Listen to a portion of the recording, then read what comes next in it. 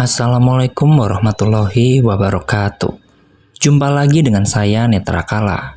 Bagaimana kabar kalian? Semoga selalu diberikan keberlimpahan ya. Tanpa berlama-lama lagi, mari kita masuk ke ceritanya. Apa yang akan dilakukan oleh Pak Prihanto, Rif? Tanya Adit takut-takut. Arif menoleh kepada Adit. Dahinya mengerut. Kenapa nada suaramu takut-takut seperti itu, Dit? Ucap Arif terkekeh.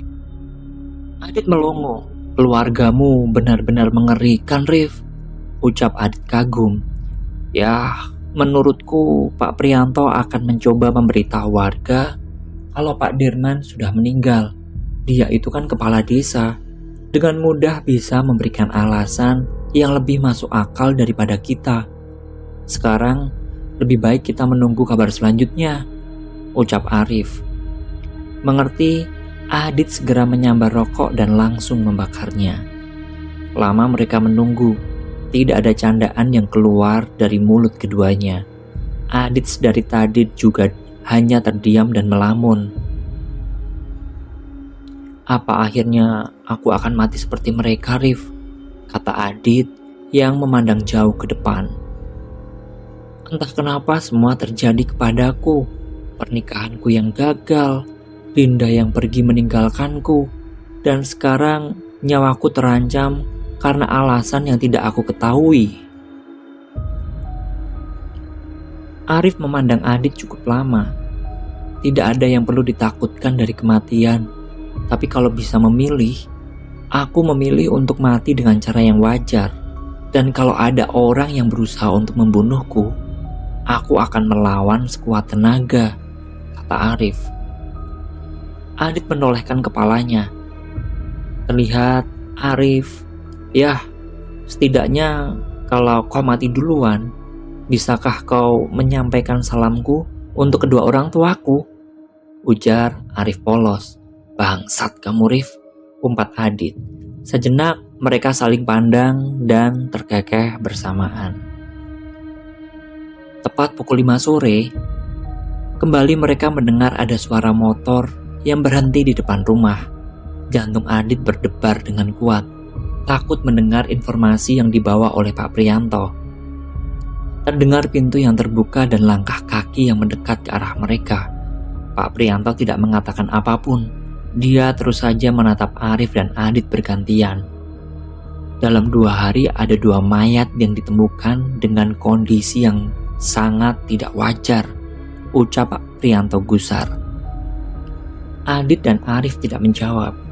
Kini warga desa akan semakin heboh dan panik. Kalian tahu apa yang aneh dengan kematian Pak Dirman? Mereka hanya menggeleng karena benar-benar tidak memperhatikan kondisi terakhir dari jasad Pak Dirman. Alat kelaminnya hilang, kata Pak Prihanto dengan helaan nafas panjang.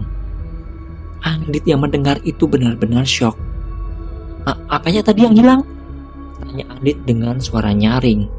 Si pembunuh sengaja memotong kemaluan Pak Dirman, jawab Pak Prihanto. Aku tahu apa yang kalian pikirkan.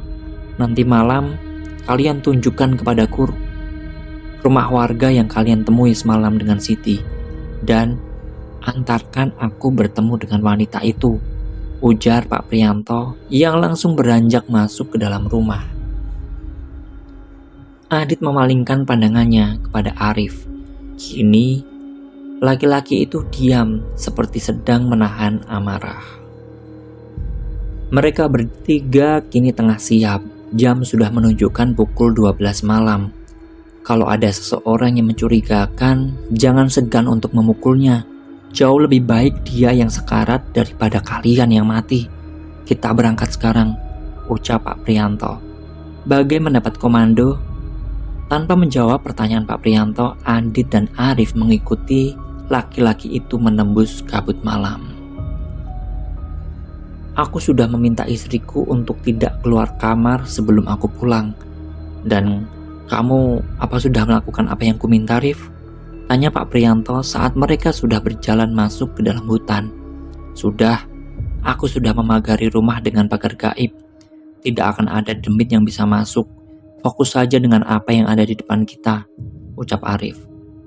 Tidak terdengar jawaban dari mulut Pak Priyanto. Mereka terus saja berjalan menembus gelapnya malam. Kali ini Adit merasa lebih berani. Entah kenapa, dengan kehadiran Pak Priyanto membuat batinnya sedikit lebih tenang.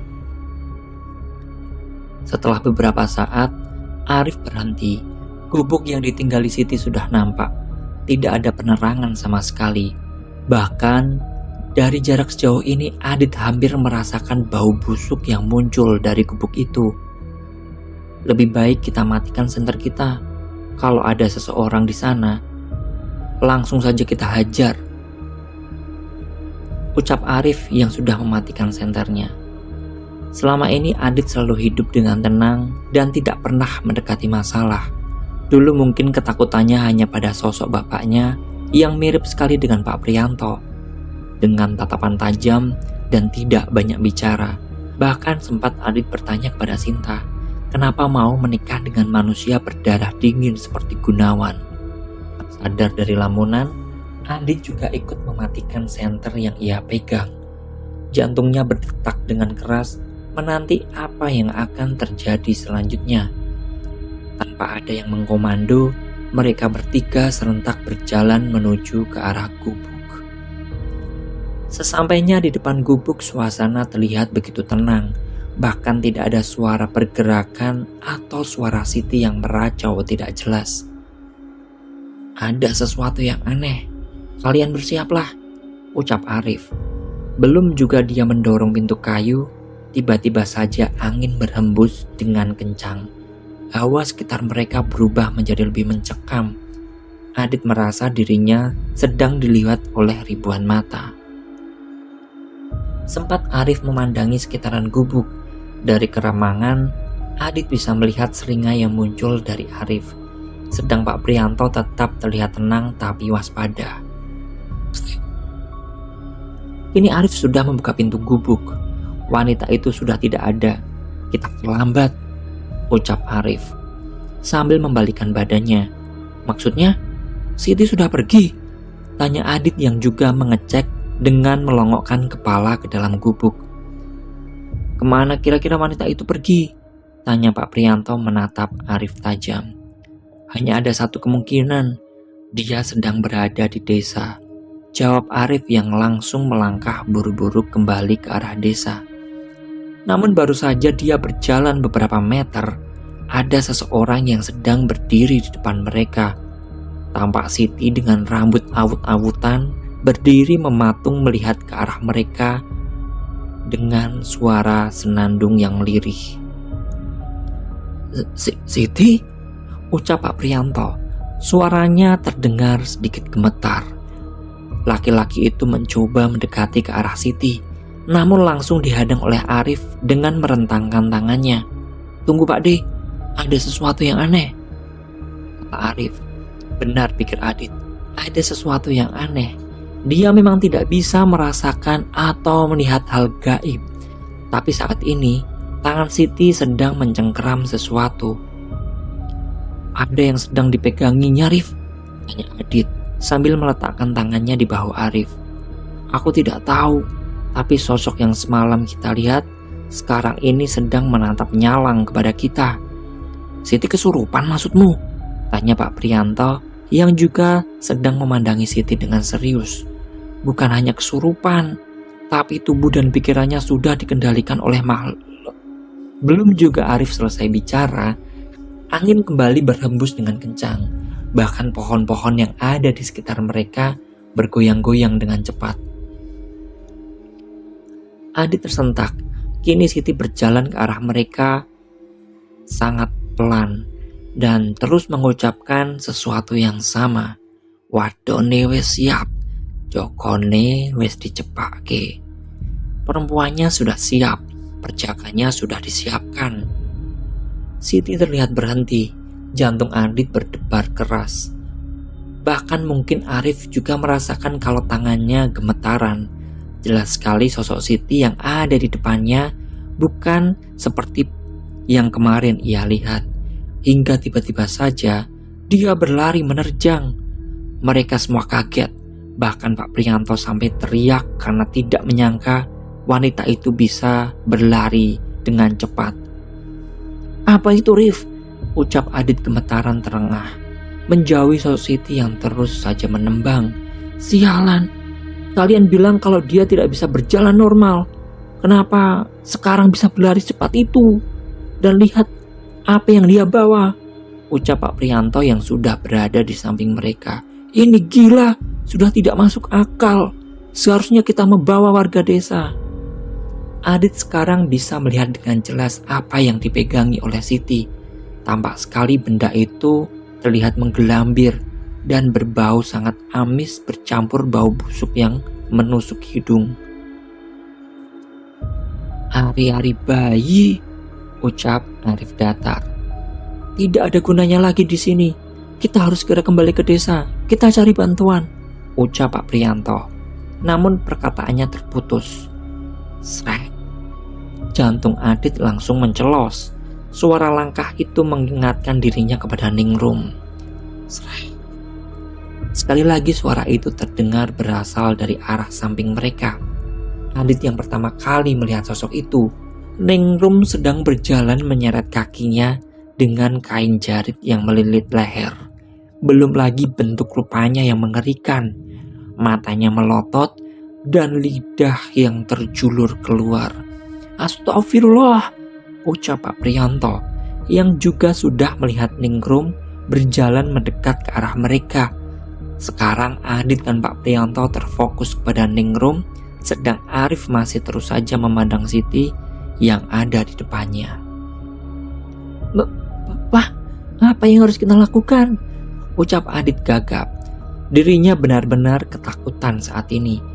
"Jangan tanya aku, Dit. Aku juga tidak tahu harus berbuat apa jika berhadapan dengan setan," kata Pak Prianto.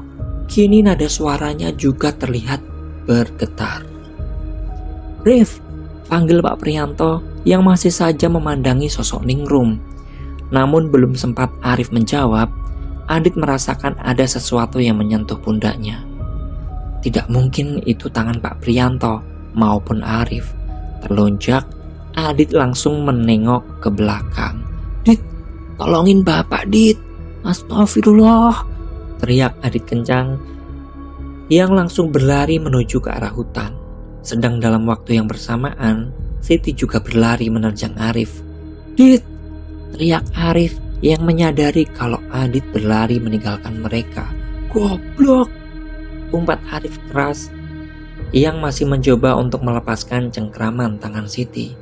Berkali-kali kedua laki-laki itu berusaha melepaskan wanita itu di atas tubuh Arif. Tapi seolah tenaga yang dimiliki Siti benar-benar kuat sekali. "Pak D, kejar Adit sekarang. Jangan sampai dia sendirian," ucap Arif terengah-engah. "Tapi Rif," tanya Pak Prianto ragu. Dia tidak bisa meninggalkan keponakannya di sini sendirian saat diserang oleh orang gila seperti Siti. "Cepat, Pak," bentak Arif. Mau tidak mau, Prianto bergegas berdiri dan berlari menyusul Adit. Adit terengah. Dia benar-benar ketakutan. Jantungnya serasa mau lepas. Sosok Pak Dirman benar-benar mengerikan. "Sial, di mana ini?" ucap Adit yang baru menyadari kalau dia berlari terlalu jauh dari Arif dan Pak Prianto. Srek. Adit langsung menoleh. Jelas sekali ada sesuatu yang sedang berjalan di belakangnya. "Sial, sial, sial," ucap Adit merutuki kebodohannya. Tidak mau berlama-lama, Adit mencoba kembali melangkah. Tanpa ada penerangan, dia terus saja mencoba menyibakkan semak-semak yang ada di depannya. "Adit!" Sayup-sayup Adit mendengar suara yang sedang meneriakkan namanya. Sedikit merasa lega, baru saja dia ingin membalas suara itu. Tiba-tiba ada sesuatu yang menghantam keras tengkuk Adit, dan semua menjadi gelap.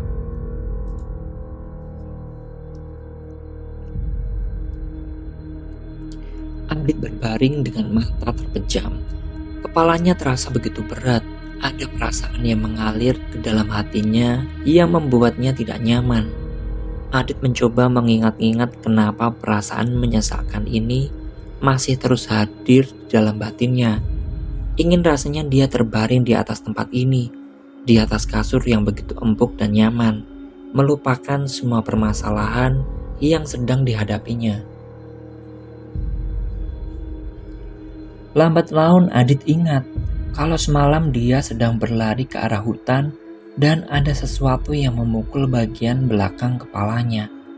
Mengerjapkan mata berkali-kali, Adit mencoba untuk membuka matanya yang masih begitu berat. Kini Adit tahu.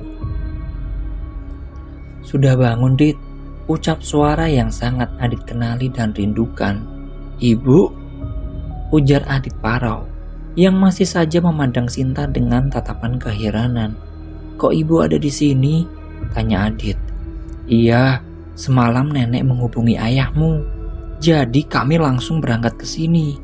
Gimana kondisi kamu, Dit?"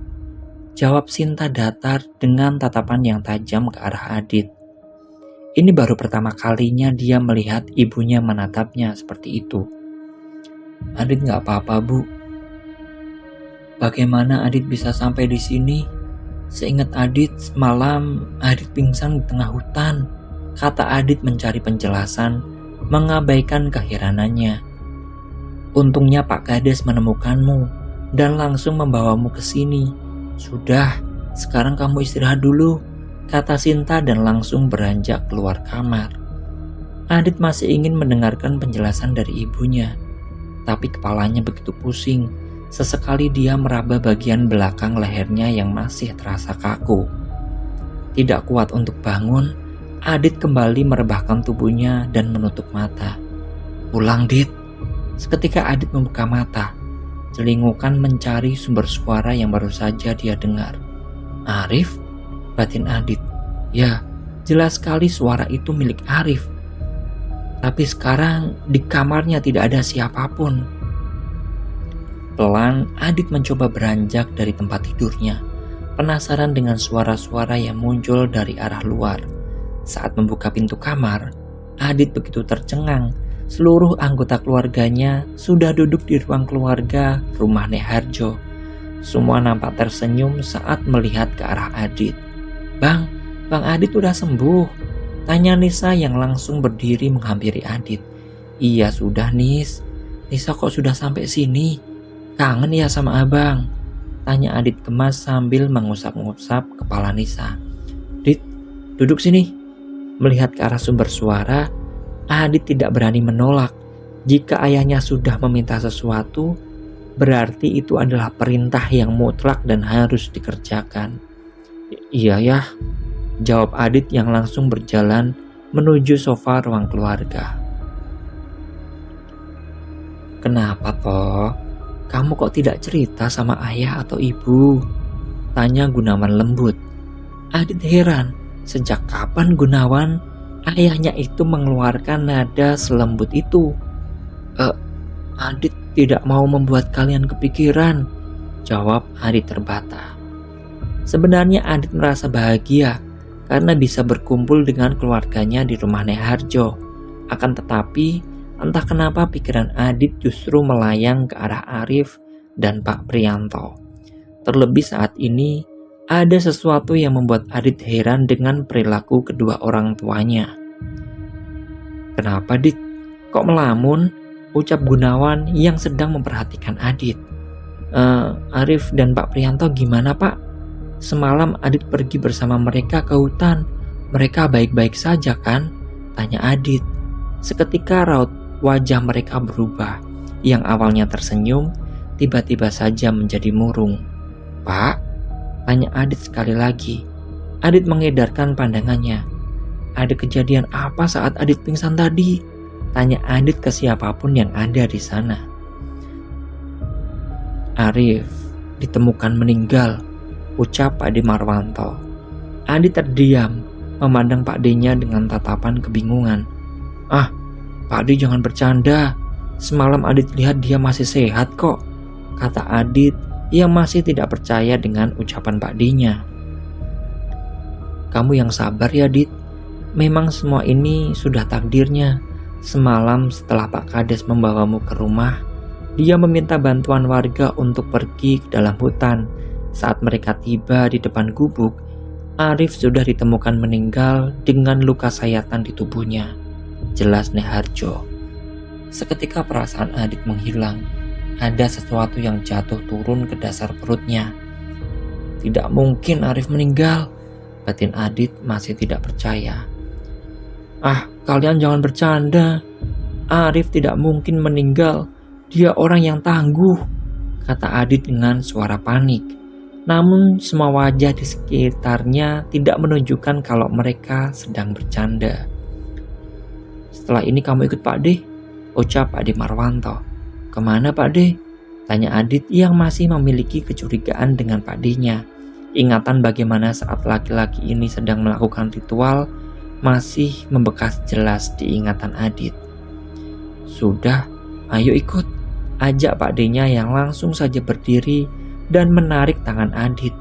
Dia memandangi sekitaran. Tidak ada yang mencoba mencegah. Bahkan Sinta malah menampilkan senyum simpul di bibirnya. Tidak bisa menolak, Adit mengikuti apa yang diinginkan oleh Pak D Marwanto. Mereka berjalan menyusuri jalanan desa. Sungguh aneh. Adit tidak melihat seorang pun. Padahal waktu masih menunjukkan sore hari. Hanya saja memang langit terlihat mendung. Mereka terus berjalan. Entah kenapa Adit merasakan perjalanannya ini begitu jauh. Hingga dia sampai di sebuah tikungan. Dada Adit bergetar saat melihat ada bendera berwarna putih yang diikatkan pada sebatang bambu. Kini Adit sudah berdiri tidak jauh dari sebuah rumah. Adit berhenti dan terus memastikan bahwa apa yang dia lihat saat ini hanyalah sebuah halusinasi. Ayo, ajak Pak D Marwanto saat melihat Adit yang berdiri mematung. Suasana di rumah itu sudah ramai dengan orang.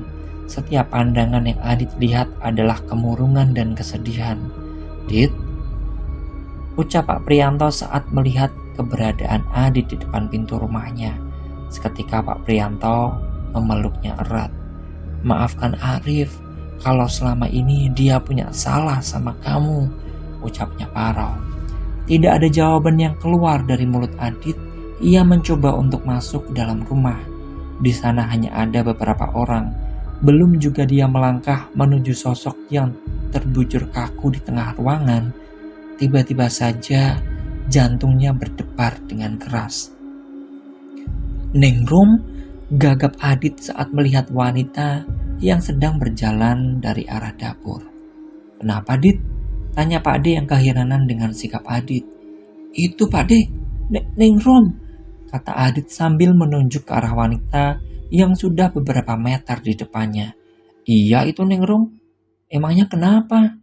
Sekali lagi Pak D Marwanto bertanya. Namun Adit menggelengkan kepalanya. Tidak mungkin. Pasti ini mimpi, ucap Adit sambil memukuli pipinya sendiri. Adit, kamu kenapa? Tanya Pak D Marwanto kebingungan. Ningrum Pak D, itu Ningrum. Dia kan sudah mati. Itu tuh setan Ningrum, ucap Adit panik sambil mencoba untuk mundur menjauhi Ningrum. Sedangkan wanita itu hanya menoleh kebingungan ke arah sekitar. Sadar Dit, sadar, kata Pak D Marwanto sambil memegangi Adit.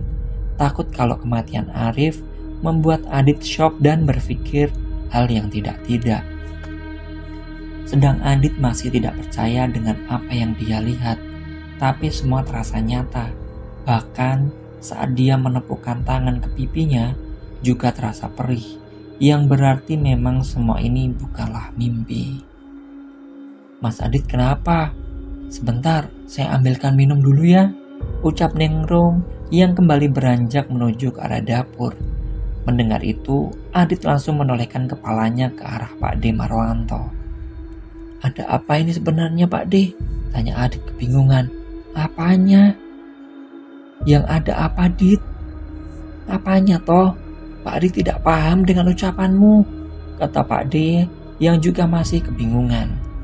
Pak D lihat sendiri kan, kalau beberapa waktu lalu Ningrum sudah meninggal. Dia gantung diri di kasau dapur rumahnya. Tanya Adit dengan nafas memburu. Pak De Marwanto jelas sekali melihat Adit dengan pandangan khawatir sekaligus prihatin. Assalamualaikum. Sontak Adit langsung berpaling. Kekagetannya tentang Ningrum belum hilang. Kini di depannya ada Pak Dirman. Pak Dirman? Tanya Adit gagap, tidak percaya dengan apa yang dia lihat. Iya mas, maaf, saya ke Pak Kades dulu ya, ucap Pak Dirman sambil berjalan menuju ke arah Pak Prianto. Adit mengikuti arah kemana Pak Dirman melangkah. Dia benar-benar bingung dengan apa yang sedang terjadi. Melihat keadaan Adit, Pak De Marwanto menuntun Adit ke ujung ruangan. Kini mereka sudah duduk di salah satu ujung ruangan.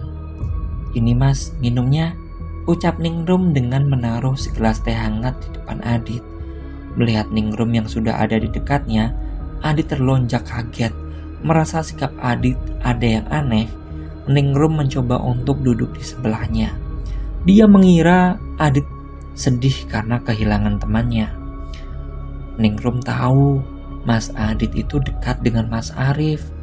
Mas Adit pasti syok ya mendengar berita tentang Mas Arif. Tapi Mas Adit harus ikhlas ya, ucap Ningrum mencoba untuk menghibur Adit. Tanpa menunggu jawaban dari Adit, dia kembali beranjak dan duduk di sebelah Mbok Sarmin. Sudah beberapa waktu Adit duduk. Dia masih tidak bisa mencerna apa yang sedang terjadi. Kini seluruh anggota keluarganya juga sudah berada di rumah Pak Prianto. Beberapa kali Sinta meminta Adit untuk pulang saja jika dia memang tidak nyaman berada di sini. Lebih baik kamu pulang kalau tidak nyaman di sini, Dit, ucap Sinta. Adit belum melihat Arif. Adit pengen lihat Arif untuk terakhir kalinya, Bu, ucap Adit yang matanya mulai memanas. Ingatan tentang pertemanan singkat mereka sungguh membekas di kepala Adit. Tidak usah, lebih baik kamu pulang sekarang ke rumah nenek, ucap Sinta tegas dengan tatapan tajam yang mengarah kepada Adit. Adit tidak mau, Bu. Bu, sebentar saja loh, kata Adit yang sudah mau beranjak dari tempat duduknya. Namun, belum juga dia berdiri, Sinta sudah memegangi tangan Adit dan memintanya untuk duduk. Kenapa, Bu? Tanya Adit keheranan. Sudah, tidak usah. Sekarang kamu pulang ke rumah Nek Harjo, ucap Sinta tegas. Tapi Adit tidak mau. Walau dia baru sebentar berteman dengan Arif, tapi bagi Adit, ia merasakan kalau Arif sudah seperti saudaranya sendiri. Kini semua pasang mata melihat ke arah Adit. Tatapan mereka sungguh tidak bisa dibayangkan. Semua melotot, bahkan Pak Dirman hampir terlihat marah. Pulang, pulang, pulang. Serempak mereka semua mengatakan hal yang sama. Bahkan Sinta dan seluruh anggota keluarga juga mengatakan hal serupa. Gaung suara yang ditimbulkan oleh paduan suara orang-orang ini membuat Adit begitu kebingungan. Napas Adit terengah. Dia berusaha untuk menutup telinganya dan menjernihkan kepala. Tapi tetap saja, semua pandangan warga dan suara itu membuat Adit hilang arah. Hingga tiba-tiba saja semua berhenti. Adit terdiam mematung. Kesunyian yang dirasakannya jauh lebih mencekam dibandingkan dengan apa yang dirasakannya saat di hutan. Ruang tamu milik Pak Prianto benar-benar terasa sunyi. Belum sempat Adit bertanya kepada Sinta, angin tiba-tiba saja berhembus dengan kencang sampai membuat daun jendela dan pintu bergoyang. Tiba-tiba saja kain yang menutupi jenazah di tengah ruangan tersibak. Sekarang dengan jelas Adit bisa melihat jenazah Arif yang terbujur kaku. Perasaannya tidak bisa tergambarkan dengan jelas. Pandangannya tiba-tiba saja terasa kabur dengan tumpukan air mata yang siap meleleh. Arif, ucapnya lirih. Perlahan Adit mencoba untuk mendekati jenazah itu. Tidak peduli dengan semua tatapan yang ia dapatkan. Adit hanya ingin melihat Arif untuk yang terakhir kalinya. Saat dia sudah sampai di pinggir jenazah Arif, tangisnya langsung pecah. Tidak ada suara yang muncul, hanya lelehan air mata yang terus keluar tanpa bisa dibendung. Di depannya, kini wajah pucat Arif yang sudah terpocong terlihat dengan jelas. "Maafkan aku, Rif. Seharusnya aku yang meninggal, bukan kamu," ucap Adit sesenggukan. Tidak kuat melihat kondisi Arif, Adit berniat untuk menutup kembali jenazah Arif dengan kain. Namun kejadian itu tiba-tiba saja terjadi. Seolah memang Adit sudah mengetahui kalau semua yang dilaluinya saat ini begitu aneh. Mata Arif terbuka dengan sempurna, membuat Adit yang melihatnya langsung melompat mundur. Bagai sebuah rol film yang diputar lambat, jenazah Arif mulai bangkit perlahan. Panik, Adit melihat ke arah sekitarannya. Namun semua warga di sana seolah tidak melihat apa yang sedang terjadi. Justru mereka sedang menatap Adit dengan tatapan yang tajam. Mas Adit pulang ya," ucap Ningrum yang tiba-tiba saja sudah berada di belakang Adit. Sontak Adit langsung berpaling. Begitu kagetnya dia, penampilan Ningrum sudah berubah. Ia kembali terlihat seperti setan yang selama ini mengganggu Adit. Buru-buru Adit menjauh dari Ningrum. "Dit, pulang," ucap Pak Dirman yang juga sudah berpenampilan mengerikan. Adit menggelengkan kepalanya kuat-kuat, berharap ini semua hanya imajinasi karena efek benturan yang ada di dalam kepalanya. Namun sialnya saat dia membuka mata, semua masih terlihat sama. Adit segera menoleh ke arah Arif. Kini jenazah itu sudah memalingkan wajahnya kepada Adit. Wajah pucat penuh dengan sayatan itu terlihat murung. "Dit, pulang sekarang," ucap suara Arif. "Dit, pulang sekarang, pulang," gelegar Arif. Tersentak kaget, Adit terengah-engah. Jantungnya masih berdetak dengan keras. Bahkan bayang-bayang pocong Arif dan suara teriakannya masih menggema di kepala Adit. "Mimpi, benar tadi hanya mimpi," batin Adit yang merasa lega. "Tak kusangka kamu juga punya perewangan, Dit," ucap suara seorang laki-laki. Adit yang kaget mencoba untuk bergerak, melihat siapa yang sedang berbicara kepadanya. Namun ternyata tangan, kaki dan perutnya sudah diikat dengan sebuah plat besi yang begitu kuat. Sekali lagi dia mencoba bergerak, tetapi percuma. Dia sama sekali tidak bisa menggerakkan sesenti pun tubuhnya. "Jangan buang-buang energimu, Dit," ucap laki-laki itu dengan suara yang terlihat bosan. "Siapa kamu?" tanya Adit. Karena kepalanya begitu pusing, pikirannya masih mencerna dengan kejadian yang barusan ia alami. "Aku itu tidak mengira kalau dirimu punya perewangan juga, Dit. Padahal aku sudah menyesatkan sukmamu untuk bisa terus di alam itu," ucap laki-laki itu. "Apa maksudmu?" tanya Adit yang terus saja mencoba untuk melepaskan dirinya. "Ya, tidak ada salahnya untuk mendongengimu. Toh, tidak ada orang yang tahu di mana kita saat ini," ucap laki-laki itu. Langsung saja Adit mendengar sebuah kursi yang diangkat serta langkah kaki yang mendekatinya. "Pak Amar?" Pakik Adit kaget saat melihat wajah dari laki-laki itu sudah ada di depan matanya. "Kenapa, Dit? Bukannya kamu juga sudah mencurigaiku? Atau Pak Dimu justru lebih mencurigakan?" ucap Pak Amar terkekeh. "Bajingan, lepas!" ucap Adit sambil terus memberontak. Mendengar umpatan Adit, seketika Pak Amar terdiam dan mengambil pisau yang ada di meja belakangnya. "Siapa yang bajingan, Dit?" ucap Pak Amar lirih sambil mengoles-ngoleskan ujung pisaunya ke pipi Adit. Adit terdiam. Posisinya saat ini sedang tidak beruntung. Tidak mungkin dia melawan Pak Amar. Otaknya terus berpikir.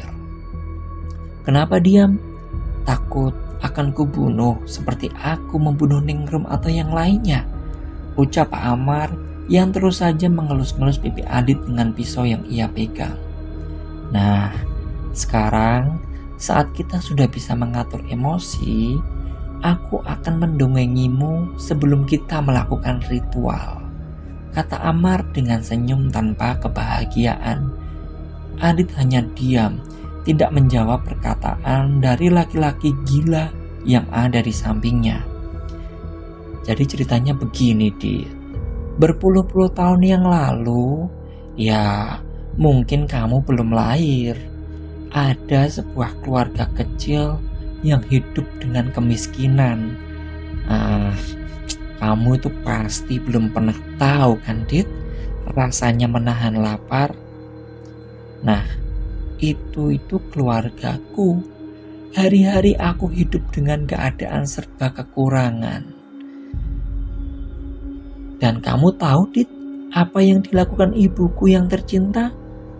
Dia tidak betah dengan keadaannya, dan dia pergi meninggalkan anak dan suaminya, ucap Amar dengan menampilkan suara seolah ia sedang bersedih. Terus apa hubungannya denganku, bajingan? Geram Adit yang sudah mulai tidak tahan dengan kelakuan Amar. Shh, tunggu dulu, aku belum selesai bercerita.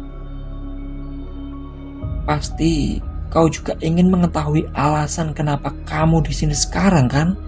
Tanya Amar dengan seringai yang menyebalkan.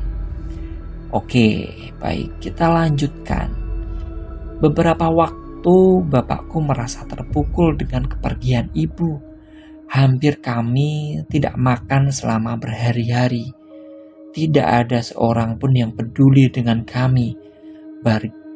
Bagi warga desa, kami hanya sampah yang memang semestinya tidak layak untuk diberi pertolongan. Kau tahu kenapa? Karena orang tuaku sering berhutang kepada mereka. Aku itu masih ingat, sore itu bapak pulang dengan kondisi raut wajah yang benar-benar sedih dan marah. Setelah itu, baru aku tahu kalau istri Dirman baru saja memaki-maki bapakku karena mau meminjam beras untuk kami makan. Maka mulai malam itu, bapak pergi ke hutan. Jelas Amar. Ada sedikit jeda. Adit melihat Amar menghela nafas dan matanya terlihat menerawang, seolah dia sedang mengingat kejadian yang benar-benar menyakitkan untuk diulang kembali. Singkatnya, bapak pulang dengan sesuatu yang berbeda. Dia mulai melakukan ritual tumbal, tali, perawan. Tapi ada masalah yang belum bisa dipenuhi oleh bapakku. Salah satu syaratnya untuk melakukan itu adalah dengan mengambil ari-ari dari wanita hamil, akan tetapi belum pernah menikah atau tidak bersuami. Jelas, di situ bapakku mendapatkan kendala. Bagaimana dia bisa mendapatkan syarat tersebut? Karena tidak mungkin dia menghamili warga desa. Tapi bapakku tidak kurang akal, Dit. Maka bapak membuat suatu ritual pemindahan janin, ucap Amar. Pemindahan janin? Ucap Adit heran sampai dia lupa kalau nyawanya sedang terancam. Apa Arif tidak pernah menceritakan kepadamu? Aku yakin dia sudah menyadari. Iya, ritual pemindahan janin. Bapak melakukan sebuah ritual memindahkan janin dari rahim perempuan yang sudah menikah ke gadis yang masih perawan. Tentu ini menjadi sebuah dilema. Siapa yang tahu kalau ada wanita yang tengah hamil muda? Tapi untungnya, sosok itu selalu memberikan kisikan siapa saja yang pantas untuk menjadi tumbal dari lelaku yang bapakku perbuat. Kini Adit paham kenapa Pak Dirman dan Mbok Sarmin bersikeras kalau anak-anak mereka memang tidak pernah dekat dengan laki-laki. Amar yang ada di hadapannya ini benar-benar pembunuh berdarah dingin. Nah, kita lanjutkan yuk. Loh, kenapa ekspresimu seperti itu, Dit? Apa kau sudah tidak betah? Tapi tunggu, kau harus tahu semuanya sebelum ini berakhir. Nah, karena Bapak tidak mau ada warga desa yang tahu, maka dia membuat rencana untuk mengoceh mereka. Kau juga sudah pasti tahu kan, Dit, tentang cerita Nanik dan Parmin? Yaitu, semua bapakku yang membuatnya. Tapi sialnya, ada satu orang yang paham. Dia bersikukuh kalau semua ini tidak ada sangkut pautnya dengan Asih yang gentayangan. Maka dibuatlah Nanik dan Parmin sebagai umpan, hingga warga desa percaya. Sayangnya, orang tua itu dan Dirman berhasil menyelamatkan Siti pada saat terakhir.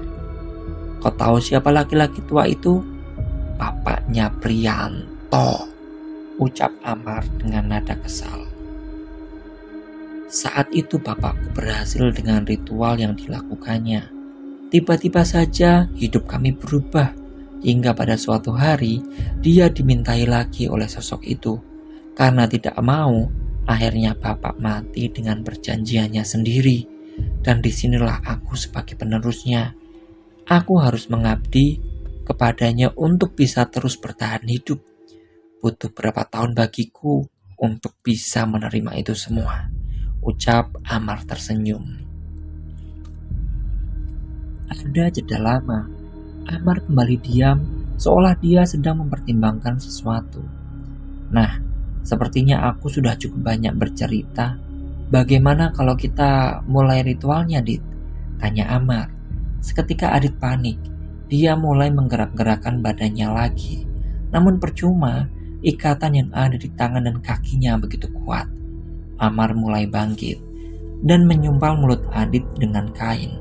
Lebih baik kau diam karena aku harus berkonsentrasi untuk memanggilnya, ucap Amar yang sudah berjalan ke sisi ruangan dan mulai menghidupkan lampu petromak. Sekarang Adit bisa melihat dengan jelas. Ruangan itu tidak besar, hanya sebuah ruangan kecil dengan satu jendela. Di sekitarnya Adit melihat ada beberapa benda yang membuatnya bergidik ngeri. Jajaran toples-toples berwarna merah gelap, ayam cemani, serta ada kepala kerbau yang sudah dikuliti. Amar mulai menghidupkan dupa dan mempersiapkan sesajen. Ayam cemani dan kepala kerbau dia ambil dan diletakkan di antara tampah yang berisi kembang setaman. Adit makin panik. Dia tidak tahu bagaimana lagi caranya untuk kabur. Sudah siap, Dit?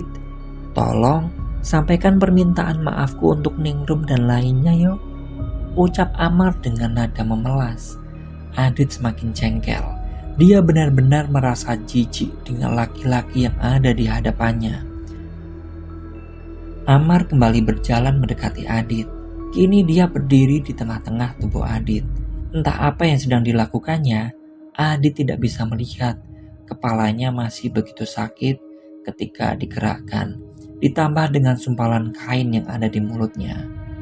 Tersentak, Adit merasakan Amar sedang memelorotkan celananya. Bukan hanya celana jeans yang ia pakai, tapi benar-benar seluruhnya. Apa yang ingin dilakukan bajingan ini? Batin Adit geram. Kini ia hanya bisa berpasrah. Jika memang saat ini ia harus mati, setidaknya dia sudah berusaha untuk tetap hidup. Punyamu besar dan gemuk ya. Pasti Jenggolo Sewu akan suka sekali menyantap hidangan penutupnya, kata Amar dengan suara terkekeh. Kembali Amar berjalan menuju meja di sisi ruangan. Dia seolah sedang mencari-cari sesuatu.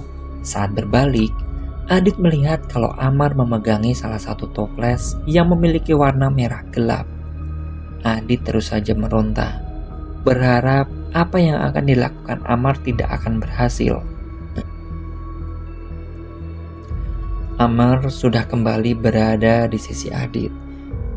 Kini Dia merasakan ada cairan kental yang menyentuh kulit di bagian kelamin dan terus saja merembet hingga pangkal pahanya. Kau tahu, Dit, sebenarnya aku sudah bisa melakukan ritual tumbal tali perawan sejak kematian Ningrum. Tapi ketika aku mendapatkan kabar dari Marwanto, aku berpikir jika memang dulu mereka memiliki kebahagiaan berupa keluarga yang lengkap dan harta yang berlimpah, setidaknya sekarang mereka bisa merasakan bagaimana kehilangan seorang anak, ucap Amar. Apa maksudmu? Apa hubungannya dengan keluarga kami? Ucap Adit saat dia bisa melepas sumpalan kain yang ada di mulutnya. Aku lupa, Dit. Aku itu sangat membenci kebahagiaan yang terpancar dari keluarga kalian. Setiap waktu aku iri dengan Priyanto, Marwanto, serta Gunawan bapakmu itu yang memiliki kehidupan yang layak. Sudah lama sekali semenjak aku ingin mereka merasakan apa yang aku rasakan. Ya, setidaknya aku bisa membuat Marwanto tidak memiliki anak. Dan sekarang Gunawan bakal kehilangan anaknya. Adil kan? Seorang teman harus sama-sama merasakan penderitaan satu sama lain, Dit, kata Amar. Kamu? Jadi kamu yang menjebak Pak Ade Marwanto dan Bude Ija? Tanya Adit tidak percaya. Yah, mereka itu kan goblok. Tidak tahu saja Marwanto itu kalau selama ini istrinya sudah sering hamil, tapi selalu hilang atau keguguran. Kamu tahu, Dit, kenapa?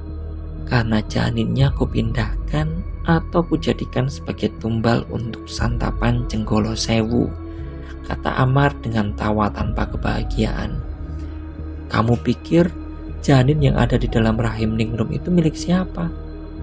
Ya, itu milik budemu. Ku atur dan terus saja ku hasut agar Marwanto mau melakukan persetubuhan di hutan. Awalnya dia tidak mau, tapi karena Ija yang selalu merengek agar bisa memiliki anak, akhirnya dia luluh, lanjut Amar. Adit benar-benar tidak habis pikir, bagaimana bisa ada orang yang sekeji ini di dunia, memanfaatkan dan membunuh orang demi untuk kepuasan pribadinya. Ingin sekali rasanya dia menghajar dan membuat Amar mati pelan-pelan.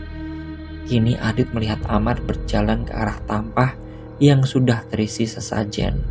Sesaat dia melepaskan semua pakaiannya yang membelit kain di sekitar pinggangnya. Kita mulai, Adit. Sebentar lagi aku bisa menjadi lebih sakti loh. Dan keluarga kalian akan merasakan apa yang aku rasakan. Urusan Priyanto nanti setelah ini, istri dan anaknya juga akan menjadi targetku, ucap Amar tersenyum mengerikan. Bajingan kamu, umpat Adit yang benar-benar sudah merasa muak dengan apa yang dilakukan oleh Amar. Amar mulai duduk bersila. Aroma kemenyan dan dupa mulai menyeruak hidung Adit. Kepanikan benar-benar sudah menjalari seluruh tubuh Adit. Kini Adit melihat Amar mulai menyembelih ayam cemani hitam yang ada di depannya. Betapa mualnya Adit saat dia melihat Amar menuangkan darah ayam cemani hitam itu ke tenggorokannya dan menuangkan sebagian ke kepala kerbau yang sudah dikuliti. Nafas Adit memburu. Dia terus saja bergerak-gerak mencoba mengendorkan kaitan pelat besi yang mengikat tangan dan kakinya. Aduh! Tring! Tiba-tiba saja Adit merasakan panas di area kelaminnya dan yang terkena dengan darah yang dituangkan oleh Amar. Bruk! Angin tiba-tiba saja berhembus dengan kencang. Bahkan daun jendela yang tertutup rapat kini mulai tersibak dan bergoyang-goyang dengan cepat. Sekujur tubuh Adit meremang dengan hebat. Inilah akhir riwayat dari hidupnya. Tidak pernah Adit membayangkan akan dijadikan mangsa seperti ini. Sekali lagi, Adit melihat ke arah Amar. Tapi ternyata pilihannya salah. Betapa mualnya Adit. Dia benar-benar tidak menyangka. Amar, Orang yang dia kira berteman dengan Pak D dan Pak Prianto begitu busuk memuakkan. Kini Amar sedang membuka salah satu toples dan mengambil sesuatu yang merah dan kembali berjalan ke arah Adit. "Kau tahu ini apa, Dit?" ucap Amar yang memperlihatkan gumpalan daging yang seperti terikat dengan sesuatu. "Ini adalah ari-ari ningrum. Ada darah dari keluargamu juga di sini. Kamu tidak mau mencicipi sepupumu, Dit?" tanya Amar tanpa dosa. Adit yang melihat itu hanya memalingkan mukanya. "Kau tidak mau, Dit? Kalau tidak mau, kita sudahi saja sekarang," ucap Amar. Sekali lagi dia berjalan ke arah sesajen dan duduk bersila. Dia letakkan ari-ari itu di depannya. Kembali suasana menjadi mencekam, ditambah angin dingin berhembus dengan kencang. Seketika pintu terbuka dengan keras. Baik Adit maupun Amar sontak langsung menolehkan kepalanya. Siti tengah berdiri dengan tatapan kosong dan terus saja menembang lagu Jawa. "Kamu sudah membereskan bocah itu, Siti?" ucap Amar menyeringai. Tidak ada jawaban dari Siti. Dia hanya diam dan mengangguk. "Bagus. Sekarang sudah tidak ada lagi penghalang. Arif temanmu sudah menyusul Ningrum dan Pak Dirman, Dit. Sebentar lagi giliranmu yo," lanjut Amar yang langsung saja meneruskan ritualnya. Kekuatan Adit melemah. Dia tidak menyangka kalau Arif juga sudah menjadi korban dari kebiadaban Amar. Semua sudah berakhir. Tidak ada lagi orang yang bisa membantunya kali ini. Adit kaget. Jelas sekali dia mendengar ada suara geraman yang muncul. Ada sesuatu yang sedang berdiri di depan Amar. Di saat bersamaan, alat kelamin Adit yang terkena darah semakin terasa panas. Sial! Umat Adit ketakutan. Pelan tapi pasti, kini Adit melihat dengan jelas sosok yang kemarin ada di belakang Siti berdiri menatap nyalang kepadanya. Bentuknya sungguh mengerikan, seluruh badannya berbulu serta taring yang mencuat tidak beraturan di sekitar bibirnya. "Doro, sampun kulo siap kis danten." "Tuan, sudah aku siapkan semuanya," ucap Amar sambil duduk menyembah sosok yang ada di depannya. Sosok itu menggeram dan langsung berjalan menuju ke arah Adit. Adit sudah benar-benar pasrah sekarang. Sosok itu sudah tepat di sampingnya. Kulit selangkangannya semakin terasa panas. Lelehan air mata juga sudah tidak bisa terbendung lagi. Dan yang lebih mengerikan, sosok yang bernama Jenggolo Sewu mulai memainkan tangannya di kelamin Adit. Terasa sekali rasa ngilu yang muncul, padahal Jenggolo Sewu hanya sekedar menyentuhnya. Hingga tiba-tiba saja Jenggolo Sewu menarik tangannya dan menggeram. "Bajingan gue bocah," ucapnya sambil menatap ke arah Amar dengan tatapan yang tajam dan mengerikan. Melihat itu, sontak Amar terpaku dan gemetaran. Ngapunten Doro." "Maaf Tuan," ucap Amar mencoba berani untuk bertanya. "Aku wis omong, golekno tutupan seijah perjoko. Aku sudah bilang, carikan penutup yang masih berjaga." Belum sempat Amir menjawab, tiba-tiba saja Siti langsung menerjang Amar dengan keras.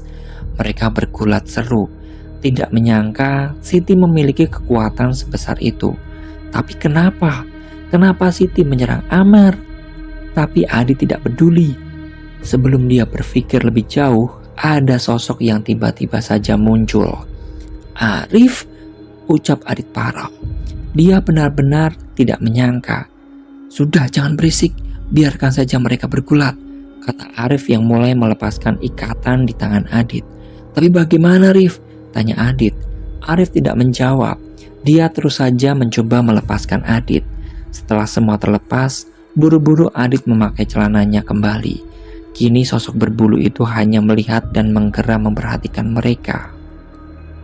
Bergidik ngeri, Adit merapatkan tubuhnya ke arah Arif. "Aku sudah menduga pelakunya adalah kamu," ucap Arif. Mendengar ada suara lain, Amar seketika menendang Siti dengan kuat dan langsung bangkit berdiri. "Kamu? Bagaimana bisa?" kata Amar kaget melihat keberadaan Arif. Arif tersenyum menyeringai. "Jangan meremehkanku. Kalau hanya sebatas demit klasteri seperti dia, aku itu masih bisa menghadapi," ucap Arif yang justru tertawa dan menunjuk ke arah Jenggolo Sewu. "Sombong, dasar bocah," ucap Amar geram. "Sombong? Katamu aku sombong? Bukannya dari tadi kamu yang menyombongkan diri. Beranggapan kalau semua tipu dayamu itu berhasil. Sekarang tak inginkah kau tahu sejak kapan aku mencurigaimu lebih daripada yang lain?" ucap Arif dengan nada mencemooh. Kini Siti juga sudah berdiri. Tidak ada tembang Jawa yang muncul di bibirnya. Tatapannya penuh dengan kebencian yang ditujukan kepada Amar. "Sebentar lagi selesai. Seperti apa yang kamu inginkan, Mar," ucap Siti. Amar yang mendengar itu terkejut. Sejak kapan Siti bisa berbicara normal seperti itu? Apa semua pengaruh Jenggolo Sewu sudah hilang? Batin Amar yang langsung saja menatap Jenggolo Sewu yang masih saja terus menggeram. "Percuma kau memerintahnya, tuanya itu sudah berubah," ucap Arif yang seolah tahu apa yang sedang dipikirkan oleh Amar. "Nah, sekarang seperti yang kau ucapkan kepada Ali tadi, sebelum semua selesai, aku juga akan menceritakan sesuatu, biar nanti ruhmu bisa tenang dan mendapatkan balasan dari orang-orang yang sudah kau cilakai," ucap Arif melangkah maju menuju ke arah Amar. Awalnya Adit ingin memberikan peringatan, tapi ada sesuatu yang mengurungkan niatnya. Tidak ada satupun perlawanan yang Amar berikan, bahkan ketika Arif menyeretnya dan meletakkan di meja yang tadi mengikat Adit. "Apa yang terjadi, Rif?" ucap Adit kebingungan. Tidak ada jawaban. Adit sekarang malah justru ngeri melihat Arif yang mulai mengikat tangan dan kaki Amar dengan plat besi yang ada di meja itu. "Nah, sekarang aku akan menceritakan kenapa aku bisa sampai di sini," ucap Arif dengan nada datar. "Bajingan kamu, lepaskan!" umpat Amar yang melotot ke arah Arif. Mendengar itu, Arif pun tidak marah, namun berjalan menuju ke arah meja dan mengambil salah satu toples berwarna merah. "Apa kau bilang tadi? Bajingan? Sepertinya kau harus mencuci mulutmu itu," ucap Arif yang sudah kembali berada di sisi Amar. Seketika Adit membulatkan matanya, tidak menyangka kalau Arif bisa berbuat hal seperti itu. Perut Adit mual saat melihat Arif dengan sengaja menuangkan cairan merah itu ke mulut dan kepala Amar. "Semoga darah ini bisa sedikit membersihkan mulut dan pikiranmu yang busuk itu," hina Arif serta melemparkan toples yang ia pegang. "Nah, kita lanjutkan. Setelah kita sama-sama bisa mengatur emosi kita. Kau tahu, Mar, aku sudah mencurigaimu saat aku melihat Pak Marwanto dan istrinya melakukan persetubuhan di hutan. Bagi Adit yang tidak bisa merasakan dan melihat mereka, mungkin akan terlihat mencengangkan. Tapi bagiku, itu merupakan hal yang bodoh. Karena dengan jelas sekali, aku tidak bisa melihat satupun sosok dedemit yang hadir saat mereka melakukan ritual itu," ucap Arif tersenyum penuh kemenangan. Adit benar-benar terkesima sekarang. Dia hanya bisa melihat Arif yang sedang duduk di kursi yang tadinya pernah dipakai oleh Amar saat menceritakan masa lalunya kepada Adit. "Nah, jika kau bertanya bagaimana aku bisa sampai di sini, mungkin kita harus berterima kasih kepada Siti, orang yang sudah kau gunakan layaknya anjing peliharaan," ucap Arif. Sepersekian detik tidak ada yang mengucapkan sesuatu. Hanya ada suara geraman yang muncul dari sosok yang ada di belakang Arif. Adit yang masih syok dengan apa yang dia lihat hanya memandangi Amar dan Arif serta Siti bergantian. Arif terlihat seperti sedang mempertimbangkan sesuatu. Mungkin ini yang terbaik. Semua perbuatanmu sudah membuat banyak orang sengsara.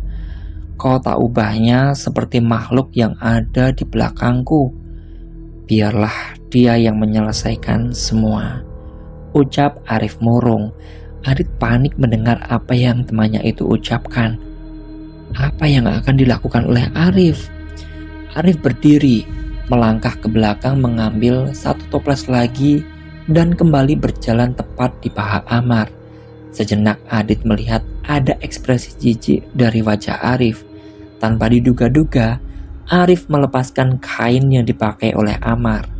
Adit seketika paham apa yang dilakukan oleh temannya itu.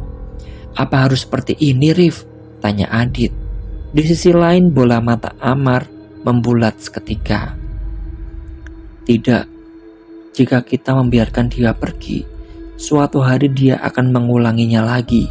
Terlebih, dia sudah melakukan tumbal tali perawan untuk keabadiannya.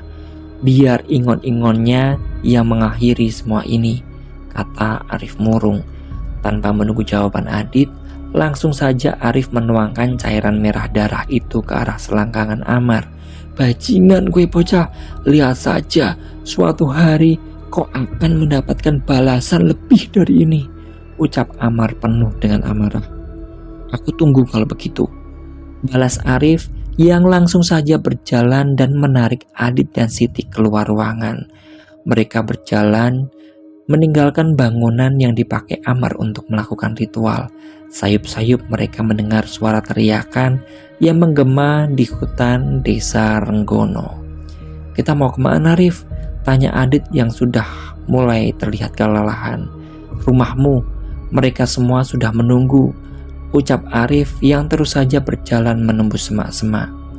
Tidak ada obrolan yang muncul selama perjalanan menuju rumah Nyai Harjo.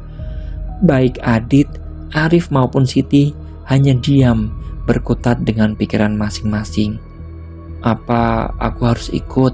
Ucap Siti saat sudah berada di jalanan desa yang sepi. Mereka tidak akan menyakitimu, biar aku dan Adit yang memberikan penjelasan, jawab Arif. Sedang Adit hanya diam dan mengikuti kemauan temannya ini.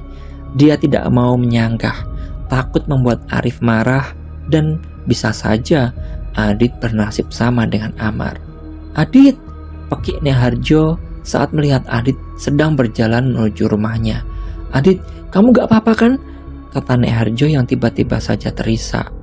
Gak apa-apa, Nek, tapi Adit pengen mandi, badan Adit lengket semua, ucap Adit lemas dan ingin sekali dia segera merebahkan tubuhnya di atas kasur. Semua orang kini sedang berkumpul. Bahkan juga Siti turut bergabung bersama Nyai Harjo dan Mbok Sarmin. Setelah membantunya membersihkan badannya yang kotor, Adit dibantu Arif menjelaskan semua yang sudah terjadi malam ini. Baik Pak Kades sampai Bude Ijah benar-benar kaget dengan apa yang sudah dilakukan oleh Amar. Maafkan Pak Didit, Pak D sudah membuatmu hampir cilaka, ucap Pak D yang tertunduk malu dengan semua perbuatan yang dilakukannya. Adit tersenyum dan tidak menyalahkan apa yang dilakukan oleh Pak D-nya. Sudah Pak D, lupakan. Yang penting sekarang kita sudah tahu dalang dari semua ini, ucap Adit sambil menikmati sebatang rokok. Malam itu, akhirnya semua misteri yang menimpa Adit terkuak. Tidak ada yang merasa sedih atas kematian Amar. Semua sudah memaafkan, bahkan Adit juga sudah bisa melepaskan semua masalah yang ada di hidupnya. Sekian. Nah, gimana dengan kisah kali ini? Bagaimana dengan pendapat kalian? Tuliskan di kolom komentar ya. Terima kasih untuk teman-teman yang sudah mengikuti cerita kali ini. Kita akan jumpa lagi di episode selanjutnya, tentu saja dengan Netra Kala.